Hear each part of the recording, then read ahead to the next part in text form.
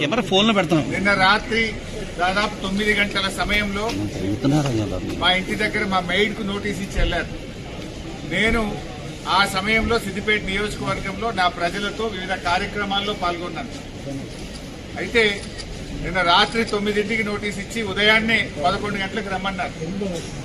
నేను హైదరాబాద్ లో లేను, అయినా కూడా రాత్రే హైదరాబాద్ చేరుకొని ఈరోజు వాళ్ళు ఇచ్చిన నోటీస్ మీద మేము హాజరు కావాలని చెప్పి నిర్ణయం తీసుకున్నాం. ఎందుకంటే మాకు చట్టాన్ని గౌరవిస్తాం, న్యాయ వ్యవస్థ మీద నమ్మకం ఉంది, తప్పకుండా వెళ్తాం. మేము ఏ తప్పు కూడా చేయలేదు, అందువల్ల భయపడము. ఈ రేవంత్ రెడ్డి తాటాకు చప్పుళ్లకు బెదిరే ప్రశ్నే ఉత్పన్నం కాదు. ఎందుకంటే ఇలా రేవంత్ రెడ్డి మాకు తెలుసు, నిన్న ఆయన బావమర్ది భాగవతాన్ని పొద్దున బయట పెడితే సాయంత్రానికి నోటీస్ పంపింది. ఆ భాగవతం మీద కనీసం ఒక్క మంత్రి గాని ప్రభుత్వం నుంచి స్పందన కూడా లేదు. ఎందుకంటే మేము అన్ని ఆధారాలతో నిజాలు బయట పెట్టినాం కనుకనే ఆ సమాధానం లేక డైవర్షన్ టాక్టిక్స్ కోసం ఈ నోటీస్ పంపిందని అర్థమవుతా ఉంది. నిన్ననే చెప్పాం మేము, ఈ దండుపాలెం ముఠ రేవంత్ రెడ్డి కేబినెట్ ఏ రకంగా వాటాలు పంచుకోవడంలో తన్నుకుంటున్నారో అన్ని విషయాలు బయట పెట్టాం.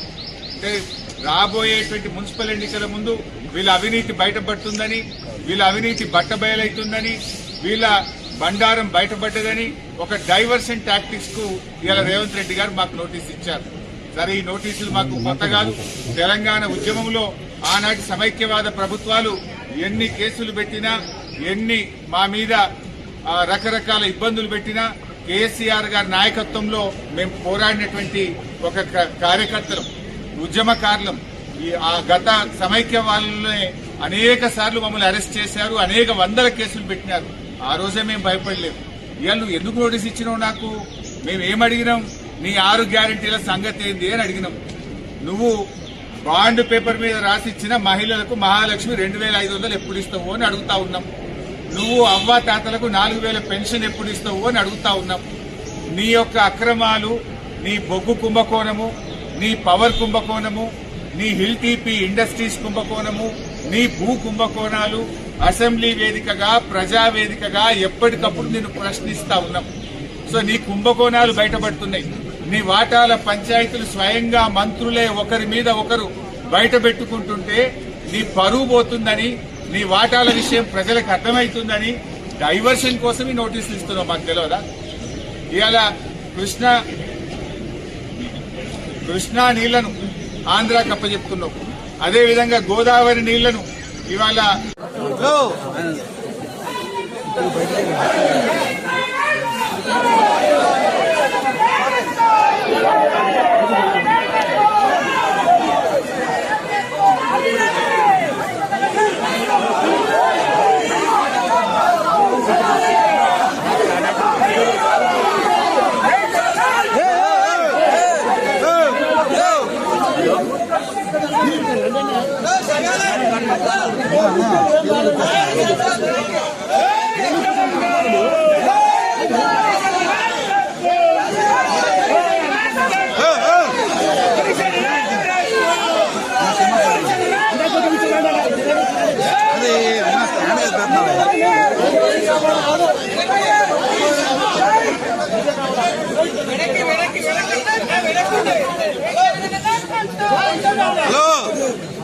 పట్టబుర్రలో బాబు చెప్పండి మీరు.